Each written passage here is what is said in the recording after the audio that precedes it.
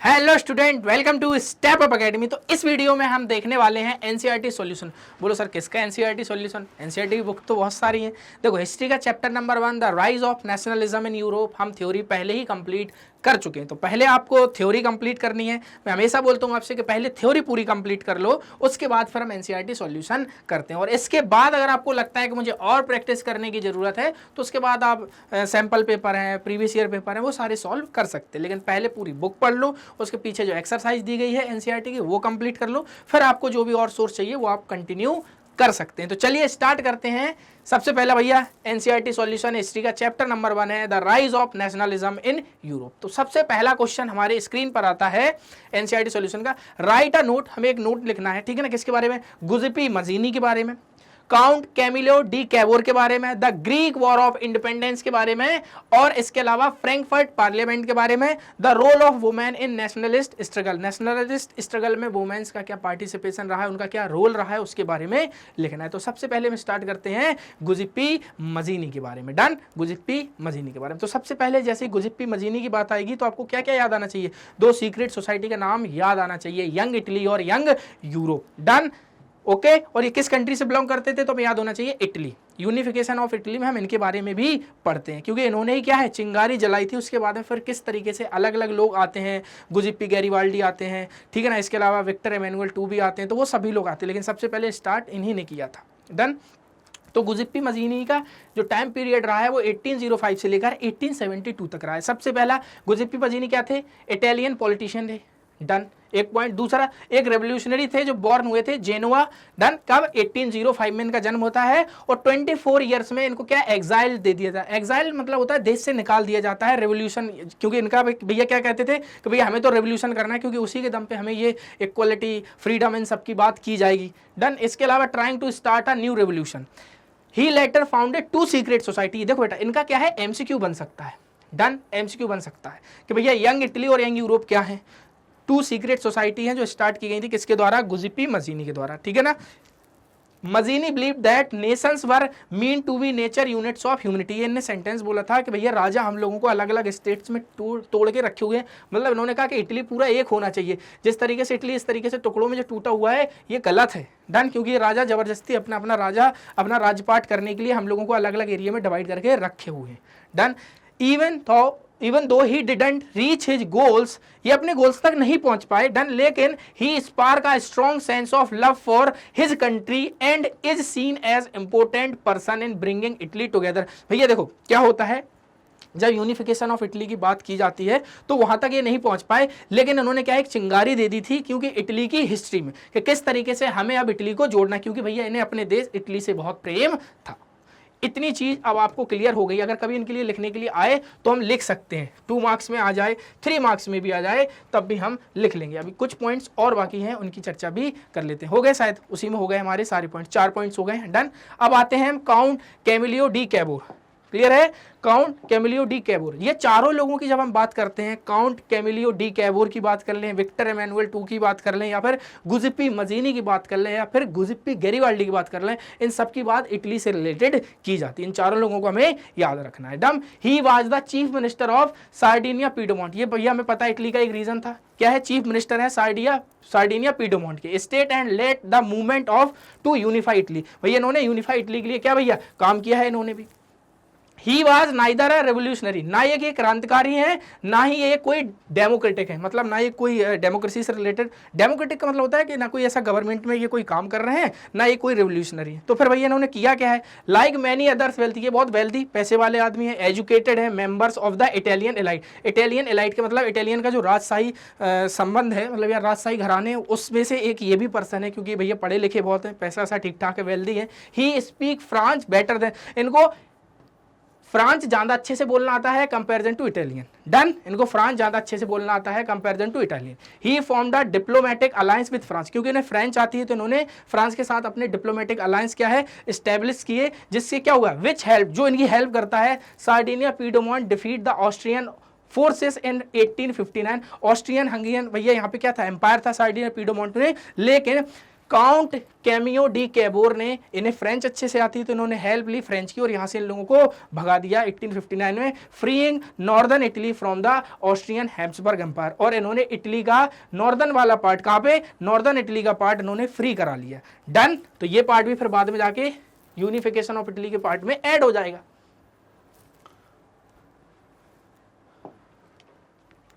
अब आता है हमारा the Greek war of independence. The Greek war of independence मतलब ग्रीक जो इंडिपेंडेंस हुआ उससे रिलेटेड जो वॉर हुआ है उससे रिलेटेड हमसे पूछा जा रहा है। तो सबसे पहला the Greek war of independence 1821 spark nationalist feeling across Europe. जैसे ही ग्रीक वॉर इंडिपेंडेंस की बात आई 1821 में, ये फैल गई है यूरोप में एक नेशनल फीलिंग्स के साथ में कि भैया अब सब तरीके से एक एक देश की बात की जाएगी। पहले क्या ऑटोनॉमस बॉडी थी।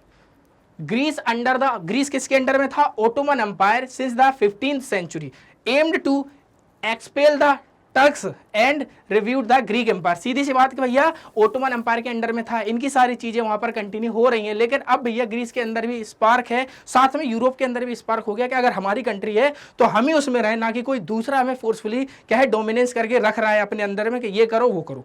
समझ रहे हो कि यहाँ पे सपोर्टेड बाय ग्रीक्स के लोगों ने सपोर्ट किया। इन exile and western Europe Nations poets and artist praised Greece rallying support. Lord Byron even raised funds and joins the fights. याद रखो जब भी ग्रीक वॉर ऑफ इंडिपेंडेंस की बात की जाती है तो इसमें बहुत फेमस पोएट का नाम आता है जिसका नाम है लॉर्ड बैरून। डन। जो कहाँ गए थे भैया, ग्रीक वॉर ऑफ इंडिपेंडेंस में जाते हैं और उनकी वहीं पर डेथ हो जाती है शायद मलेरिया से। डन। इसके अलावा Greece's independence was recognised by the treaty of Constantinople. देखो भैया ये ट्रीटी का नाम याद कर लो, किस ईयर में होती है याद कर लो। डन। इसके कारण ही ग्रीक एक इंडिपेंडेंस नेशन बन जाता है। Done. Guaranteed bye Russia, England and France. Okay, इतनी चीज क्लियर है। ट्रीटी कब हुई है, किस ईयर में हुई है, किस कंट्री के लिए हुई है, ये क्वेश्चन हमसे बन सकते हैं। अब आता हमारा फ्रैंकफर्ट पार्लियामेंट। कौन, फ्रैंकफर्ट पार्लियामेंट। जर्मनी की बात की जाएगी इसमें। देखो in Germany group of middle classes, Germany में जो मिडिल क्लासेस ग्रुप था जैसे प्रोफेशनल्स है ना, इसके अलावा बिजनेसमैन और आर्टिसन, ठीक है ना, जो आर्ट से रिलेटेड काम करते हैं वो साथ में आते हैं और फॉर्म करते हैं एक German nationalist assembly. German nationalist assembly वो क्यों करते हैं ये लोग, ये इसलिए करते हैं क्योंकि राजा तो भैया अपना मौज काट रहा है, उसको कोई मतलब बिल्कुल भी नहीं है। तो ये लोग बोलते हैं भैया राजा की चीज़ों से तो हम तंग आ चुके हैं, हमें अपने लिए कुछ ना कुछ कदम उठाने पड़ेंगे। इसलिए इसमें मिडिल क्लास के जो लोग रहते हैं वो आपस में मिलकर ये वाला ग्रुप क्रिएट करते हैं जिसमें भैया ये लोग खुद की एक जर्मन नेशनल असेंबली बनाते हैं।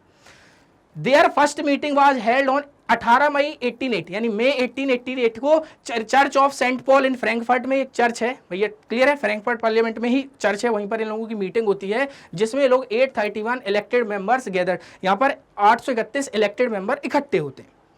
दे क्रिएटेड अ कॉन्स्टिट्यूशन, ये कॉन्स्टिट्यूशन बनाते हैं फॉर जर्मन नेशन के लिए, that would be led by a king under a parliament, जिससे राजा जो है वो पार्लियामेंट के अंडर में चले, ना कि पार्लियामेंट राजा के अंडर में चले। समझ रहे हो कि नहीं, मतलब राजा जो भी चीज करेगा उसको पार्लियामेंट की सुन के करनी पड़ेगी, ऐसा नहीं वो अपने खुद के मन से कुछ भी करने लगे, क्योंकि भैया ये आपको पता है मिडिल क्लास अपनी बात अब कर रही है। However, when they offered the crown to Frederick William IV, the king of Prussia, he refused it and he along with other kings opposed then assembly। भैया जैसे ये सारी चीजें ऑफर की जाती हैं तो भैया यहाँ पर जो किंग होते हैं वो कहते हैं नहीं भाई साहब ऐसा नहीं हो सकता, हम मिडिल क्लास की बात सुन ही नहीं सकते। तो फिर बाद में आप पढ़ते हैं इसी में कि यहाँ से इन लोगों को बाहर निकाल दिया जाता है पार्लियामेंट से। ओके, क्योंकि राजा इनकी कोई भी बात नहीं सुनना चाहता और राजा के साथ जो भी और अलग लोग थे डिप्लोमेट्स वो भी इनकी कोई भी बात नहीं सुनना चाहते थे, किसकी, मिडिल क्लास की। डन। तो इससे हमारा फ्रैंकफर्ट पार्लियामेंट कंप्लीट हो जाता है। अब आता है हमारा the role of women in nationalist struggle. Nationalist struggle में वुमेन्स का क्या रोल रहा? सबसे पहला artist depiction of French Revolution show men and women participating equally with liberty symbolized as a woman। दूसरा influenced by liberal nationalist, liberal nationalist के द्वारा influenced होता है and the idea of universe suffrage, women took active roles in political association, started newspaper and joint demonstration. सीधी सी बात है, जब हम यहाँ पे सफरेज की बात कर देते हैं तो भैया यहाँ पे सीधी सी बात की जाती है कि वुमेन्स को भी राइट मिलेंगे पॉलिटिकल्स वर्ल्ड में, क्योंकि वो भी कहाँ है अपनी बात को रख सकती हैं, अपनी बातों को प्रिंट पेपर में छाप सकती हैं, प्रिंटिंग प्रेसेस से रिलेटेड कोई भी काम कर सकती हैं और पार्लियामेंट में भी ज्वाइन कर सकती हैं। In France around 60 women's club were formed including the prominent society of revolutionaries and republic women which demand equal political rights. इससे क्या होता है ना, अब वुमेन्स बोलने लगी कि भैया हमें हमारे इक्वल राइट्स चाहिए। ऐसा ना हो कि वुमेन्स के लिए इक्वल राइट्स कम है और मेंस के लिए इक्वल राइट्स बहुत ज्यादा है, दोनों को इक्वल राइट्स प्रोवाइड किए जाए। इसलिए वुमेन्स अब खुद के कुछ ग्रुप्स बनाने लगी हैं जिससे भैया उन्हें उनकी राइट्स मिल जाए, चाहे वो पॉलिटिकल हो चाहे इकोनॉमिकल हो। However, they were denied suffrage in the assembly election. They were denied, उनको मना कर दिया जाता है। क्यों? क्योंकि भैया देखो क्या होता है, सफरेज का मतलब होता है वोट से रिलेटेड उन्हें राइट्स दे दिए जाएं, लेकिन वुमेन्स इसलिए इकट्ठी होती थी कि हमें अगर राइट्स मिल जाएंगे तो हमें हमारी बात रखने का मौका मिल जाएगा। तो यहां पे बोली जाएगी however they were denied suffrage in the assembly election. अगला question, what step did French revolutionary take to create a sense of collective identity among the French people.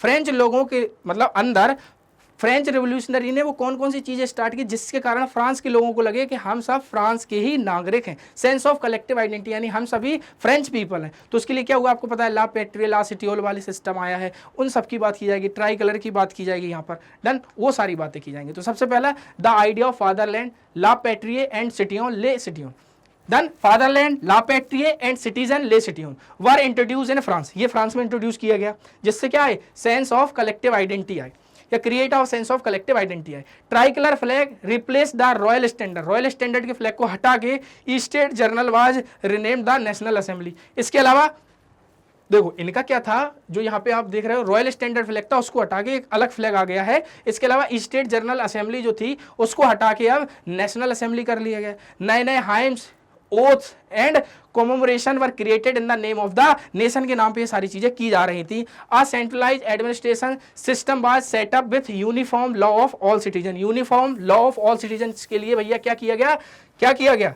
Centralise administrative system establish किया गया। तो इसके कारण लोगों के अंदर क्या है, सेंस ऑफ कलेक्टिव आइडेंटिटी है कि भैया हम सभी लोग फ्रांस के ही लोग हैं। इसके अलावा इंटरनल कस्टम ड्यूटीज वर अबॉलिश, एक ही कंट्री के अंदर अलग अलग तरीके के जो टैक्सेस लग रहे थे उनको खत्म कर दिया गया, क्योंकि भैया फ्रांस में अलग अलग जगह अलग अलग तरीके का टैक्स लगता था।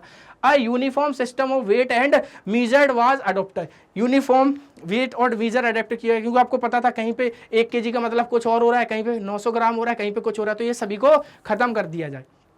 French from Paris become the common language with regional dialects discourage. भैया सीधी सी बात है, फ्रांस को ही एक कॉमन लैंग्वेज मान लिया गया कि भैया फ्रांस ही है, जो भी मतलब अगर आपको फ्रांस में रहना है तो फ्रेंच बोलिए, डन। इसके अलावा France aimed to liberate Europe from despotism and help other become nation. अब भैया फ्रांस क्या है, फ्रांस क्या है, चलो हम तो भैया लिबरेट हो गए हैं, अब यूरोप में और भी जो अलग अलग कंट्रीज हैं, मतलब अलग अलग पार्ट्स में टूटे हुए हैं, उनको भी हम क्या करें, बिकम अ नेशन, उनको भी नेशन बनाने में उनकी हेल्प करें। तो इस तरीके की चीजें सेंस ऑफ कलेक्टिव आइडेंटिटी से आती हैं फ्रेंच पीपल में। अब आता है who were Mariana and Germania, what was the importance of the way in which they were portrayed. उनका क्या इंपॉर्टेंस है और ये कौन है मैरियाना और जर्मेनिया। मैंने आपको पहले बताया एलिगोरी की बात करते हैं, जब हम किसी नेशन को एक विजुअलाइज इमेज में, जैसे हम मान लो भारत माता की बात करते हैं, तो जैसे हम भारत माता की बात करते हैं तो हमें एक माता का स्वरूप देखने को मिलता है, तो वैसे ही जर्मनी में जर्मेनिया की बात की जाती है और फ्रांस में मैरियाना की बात की जाती है, डन। एलिगोरी बोलते हैं इसको।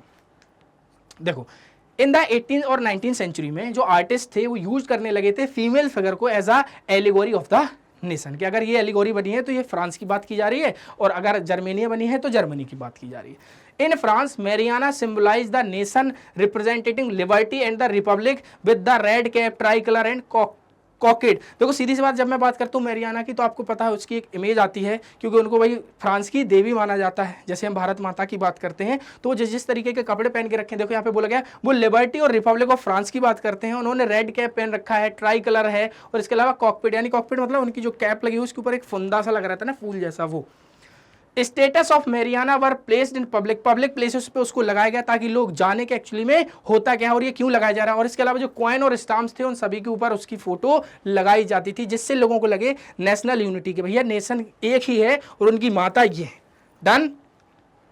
अब हम बात कर लेते हैं यहाँ पर, similarly Germania represent the German nation depicted with a crown of oak leave symbolise heroism. Crown मतलब जैसी मैंने आप बात की, जैसी मैं आप बात कर लूँ जर्मेनिया की, देन आपकी बुक में वो एक पिक्चर दी गई जिसमें वो क्या है, क्राउन पहन के रखी है ओक लीव का, जिसका मतलब क्या होता है, हेरोइज्म को दर्शाता है। तो वो सिंबल किसको दर्शाता है, क्योंकि एलिगोरी में वो जो पहने उन सभी का कुछ ना कुछ मतलब जरूर होता है, और इससे रिलेटेड क्वेश्चन हमारे बोर्ड में हमसे जरूर पूछा जाता है। These portals aimed to remind the public of their nation symbol and encourage identification with them। भैया सीधी सी बात है, नेशन की यूनिटी से रिलेटेड बात की जाएगी, हम सब एक हैं। नेशन की जब भी बात की जाएगी तो भैया हम इन लोगों को याद रखेंगे। जैसे हम जर्मनी की बात करेंगे तो हम जर्मेनिया को याद रखेंगे क्योंकि वो जर्मनी की देवी है। ओके, अब चलते हैं briefly trace the process of German unification. हमें भैया जर्मन यूनिफिकेशन की प्रोसेस के बारे में बताना है। सबसे पहले 1848 में middle class Germans aimed to unite the German confederation into a nation state with elected parliaments. ये बात की जा रही है फ्रैंकफर्ट पार्लियामेंट की, अभी बताया है। ओके, क्योंकि तभी तो वहां से मिडिल क्लास जो निकलती है वो कहती है भैया हमको हमारी नेशनल असेंबली बनानी है और राजा इसकी बात करेगा। यानी अगर हमने पार्लियामेंट बनाई तो पार्लियामेंट में अगर राजा बैठ रहा है तो बात पार्लियामेंट करेगी और राजा को बात सुननी पड़ेगी, उसी के बाद डिसीजन आएगा। ऐसा नहीं होना चाहिए क्योंकि मिडिल क्लास इसी की डिमांड कर रहा था जर्मनी में।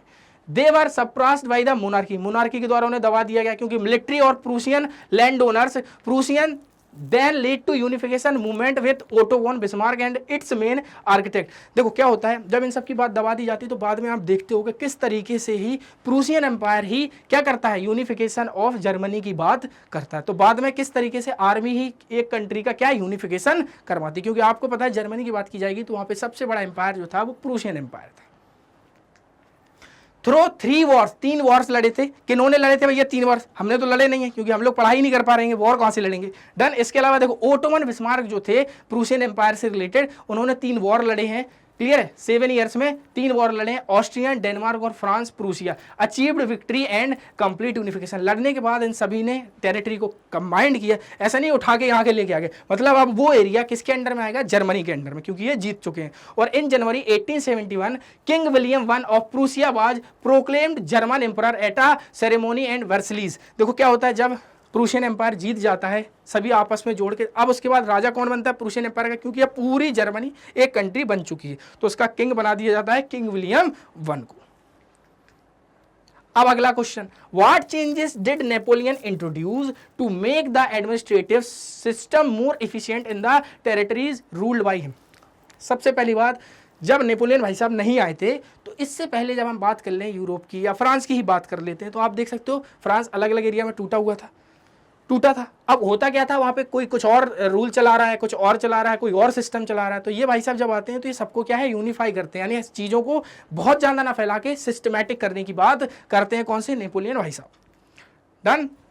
इन 1804 ही establish the civil code. Question number 1 MCQ पूछा गया है कि सिविल कोड कब आता है, तो 1804 में, जिसे नेपोलियन कोड भी बोलते हैं, जिसने अबॉलिश किया प्रिविलेजेस को बेस्ड ऑन बर्थ से रिलेटेड जो भी प्रिविलेजेस थे उनको अबॉलिश करने का, इंश्योर इक्वलिटी, इंश्योर करना before the law and protect the right to property, ये सारी चीजें उन्होंने की। उसके अलावा क्या की, उन्होंने सिंप्लीफाइड किया एडमिनिस्ट्रेटिव सिस्टम को, है ना, डिविजन्स को, एंडेड द फ्यूडल सिस्टम जो चलता था पहले भैया गुलाम की तरह रह के काम करवाया जा रहा था, वो फ्यूडल सिस्टम को खत्म कर दिया। And freed peasant from serfdom and monarchial dues. इसके अलावा जो राजा के अंडर में रहते थे सर्फडॉम और वो भैया पीजेंट से काम कराते थे, उन्होंने सारे सिस्टम को अबॉलिश कर दिया। मतलब गुलाम रख के उनको काम करवाया जाना, वो सारी चीजें उन्होंने अबॉलिश कर दी। तो 1804 सिविल कोड था, उससे रिलेटेड क्वेश्चन पूछ लिया जाए, नेपोलियन कोड क्या था, यही आंसर होगा आपका। इसके अलावा टाउन गिल्ड रिस्ट्रिक्शंस वर रिमूव। इसके अलावा जो टाउन में गिल्ड रिस्ट्रिक्शंस थी उनको रिमूव कर दिया। बोले गिल्ड रिस्ट्रिक्शंस क्या थी, बिजनेसमैन आपस में इकट्ठे होकर जो ग्रुप बनाते थे और बिजनेस करने के लिए उसमें जो बातें होती थी वो ग्रुप बनाना पहले अलाउड ही नहीं था, तो उसको बोलते थे गिल्ड रिस्ट्रिक्शंस, तो उसको खत्म कर दिया गया है। And transport and communication system were improve. Transport और कम्युनिकेशन सिस्टम इंप्रूव किया गया। किसकी बात कर रहे हैं, नेपोलियन कोड 1804 या सिविक कोड 1804 की। Workers, peasant, artisan and new businessman enjoy new form freedom. तो जो नए नए वर्कर्स होते हैं, पीजेंट होते हैं, आर्टिशियन होते हैं, न्यू बिजनेसमैन होते हैं, उन्हें बड़ा अच्छा लगता है क्योंकि उन्हें नई नई आज़ादी चखी होती है। अभी जो किसके द्वारा शुरू की गई थी, जो की गई थी नेपोलियन भाई साहब के द्वारा। यूनिफॉर्म लॉज, स्टैंडर्डाइज्ड वेट, अब कॉमन करेंसी चलने लगी, it is easier to move and trade goods and capital. अब इसके अलावा जब कॉमन करेंसी चलने लगेगी तो भैया आसानी से गुड्स एक जगह से दूसरी जगह जा सकते हैं। ये सारी चीजें नेपोलियन कोड 1804 में की गई थी। तो क्वेश्चन 3 मार्क्स में आए, 2 मार्क्स में आए या 1 मार्क्स का एमसीक्यू आए, कोई भी आए हम इसमें कर सकते हैं। डन। या हो सकता है इस तरीके से हमें 4 पॉइंट दे दिए जाएं और पूछ ले नेपोलियन कोड में से इनमें से क्या नहीं था, ऐसे क्वेश्चन भी बन सकता है हमारा। Explain what is meant by the 1848 revolution of the liberals, what were the political, social and economics ideas supported by the liberals। जब हम करते हैं बात 1848 रिवोल्यूशन की लिबरल से related, what were the political social and economic idea supported by the liberals, तो वो कौन कौन से आइडिया थे पॉलिटिकल सोशल और इकोनॉमिक्स आइडिया। सबसे पहला हम बात करते हैं 1848 रिवोल्यूशन ऑफ द लिबरल्स, जो लिबरल्स का 1848 में रिवोल्यूशन हुआ। सबसे पहला 1848 revolution was led by the educated middle class. देखो याद रखना, एजुकेटेड मिडिल क्लास आई कहां से, थर्ड स्टेट से, क्योंकि फर्स्ट और सेकेंड में तो राजा और चर्चेस की बहुत चलती थी, तो थर्ड स्टेट में जो लोग पढ़े लिखे गए थे अब उन्हीं को हम क्या बोलने लगते हैं, middle class, educated middle class, along with the poor, unemployment, starving peasant and workers in Europe। ये सभी इसमें ऐड थे रिवोल्यूशन 1848 में। In certain parts of Europe, Europe के कुछ पार्ट्स में, सच एज जर्मनी की बात कर लें, Italy, Poland and the Austro Hungarian empire, man and women of the liberals middle classes come together to push their demands for the creation of nation state based on parliamentary principle. लोग थक चुके थे कि भाई साहब कल ये राजा है, परसों ये राजा है, कभी ये चल रहा है, राजा कुछ भी कर रहा है, मौज काट रहा है, राजा अपने हिसाब से टैक्सेस ले रहा है, तो लोग थक चुके थे। तो थर्ड क्लास में जो लोग पढ़े हुए थे, थर्ड स्टेट्स में जो लोग पढ़े हुए थे, उन्होंने भैया आपस में मिलकर ग्रुप बनाया और उसके साथ जो भी छोटे मोटे वर्कर्स थे, पीजेंट थे, सभी लोग थे, वो सभी लोग आपस में आके अब पार्लियामेंट्री प्रिंसिपल्स की बात करते हैं। बिकॉज राजा अपने हिसाब से कुछ भी कर देता था, लेकिन जब पार्लियामेंट बन जाएगी तो राजा को भी पार्लियामेंट के अकॉर्डिंग ही काम करना पड़ेगा, वो अपने अकॉर्डिंग कुछ भी नहीं करेगा। इसलिए ये लोग सपोर्ट कर रहे थे पार्लियामेंट्री प्रिंसिपल्स को। कब? 1848 में जो रिवोल्यूशन होता है लिबरल्स का। The political social and economic idea supported by the liberals were, क्या क्या थे, पॉलिटिकली क्या थे, सोशली क्या थे और इकोनॉमिकली क्या थे रिवोल्यूशन से रिलेटेड। डिमांड कॉन्स्टिट्यूशन, देखो पॉलिटी से रिलेटेड था तो वो कॉन्स्टिट्यूशन की डिमांड करते थे with national unification. They want the creation of nation state with a written constitution and parliamentary administration. Parliament की बात की जा रही है, कॉन्स्टिट्यूशन है वो लिखा होना चाहिए, तो ये क्या था पॉलिटिकली। अब सोशली क्या था, they wanted to rid society of its class based क्या लिखा है, part leads and brights, serfdom and bond labour had to be abolish. ये सारी चीजें खत्म कर दी जाए, सर्फडम और लेबर वाला सिस्टम भी खत्म हो जाए। Economically they wanted freedom of markets and the right to property abolish. वो भैया क्या, देखो इकोनॉमी का मतलब क्या होता है, पैसा आना चाहिए कंट्री में, तो भैया वो अबॉलिश कर रहे थे डिफरेंट टाइप्स की, मतलब इनका डिमांड था कि भैया डिफरेंट टाइप्स के जो हमारे ऊपर आप टैक्सेस लगा रहे हो उसको अबॉलिश कर दिया जाए, टेरिटरी को यूनिफाई कर दिया जाए, गुड्स आसानी से एक जगह दूसरी जगह चले जाएंगे और रिस्ट्रिक्शंस को हटा दिया जाए, जिससे गुड्स एक जगह से दूसरी जगह आसानी से क्या है मूव कर सकते हैं। तो भाई पॉलिटिकली, सोशली और इकोनॉमिकली की बात की जाएगी जो लिबरल्स के द्वारा 1848 में स्टार्ट होता है मूवमेंट उसकी। डन। अब आता है choose 3 examples to show the contribution of culture to the growth of nationalism in Europe। Nationalism Europe में वो 3 एग्जाम्पल हमें बताने हैं जो हमें बताते हैं कंट्रीब्यूशन करते हैं नेशनलिज्म में कल्चर से रिलेटेड। तो भैया अब हम इसमें फोक ट्री उन सब की बात कर लेंगे। डन। सबसे पहला रोमांटिसिज्म, कभी कभी क्वेश्चन आता है रोमांटिसिज्म से, तो example how culture contribute to the growth of nationalism in Europe. सबसे पहला रोमांटिसिज्म आता है इसमें।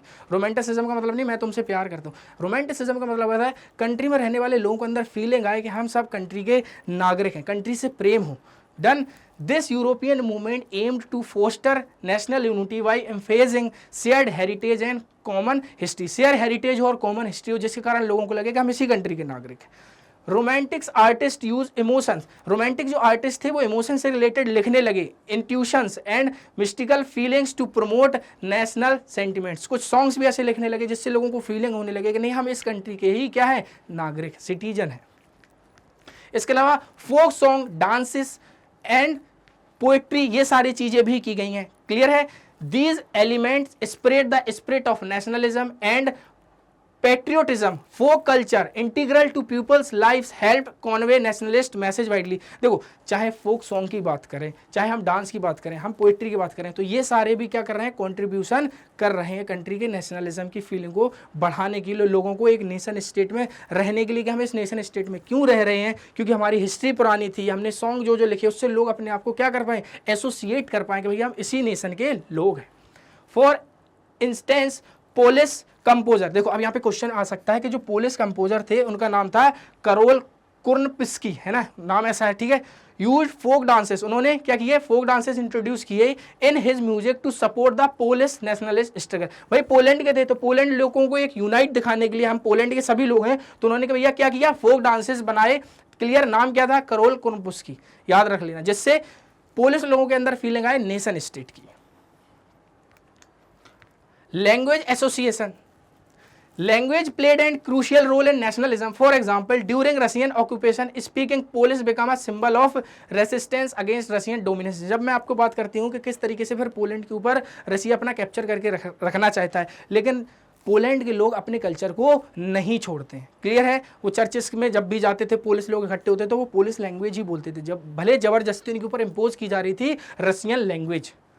After the 1831 revolution, Polish clergy used to Polish language in churches. 1831 revolution के बाद से जो पोलिश क्लर्जी थे, यानी पोलिश जो पादरी थे, मतलब जो चर्चेस में, वो लोग क्या करने लगे, पोलिश लैंग्वेज को यूज करने लगे जब चर्च में गैदर होते थे। Religious instruction to oppose the imposition of Russian, भैया रसिया से जो जबरदस्ती हमारे ऊपर इम्पोज की जा रही है रसियन लैंग्वेज या उनका कल्चर, उसको वो इम्पोज करते थे और बोलते थे हम अपने कल्चर को कंटिन्यू करेंगे।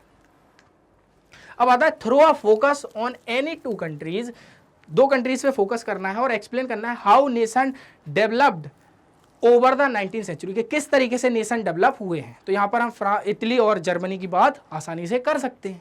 डन, तो सबसे पहला आता है we would be taking Germany and Italy as our two examples. Germany, nationalist sentiments, मतलब हम सब एक है, नेशन की feeling were often used by conservatives to promote state power and achieve political dominance in Europe as seen as the unification of Germany and Italy, कि किस तरीके से वहाँ के लोगों के अंदर फीलिंग आए कि हम सब एक हैं, चाहे जर्मनी के हो चाहे इटली के हो।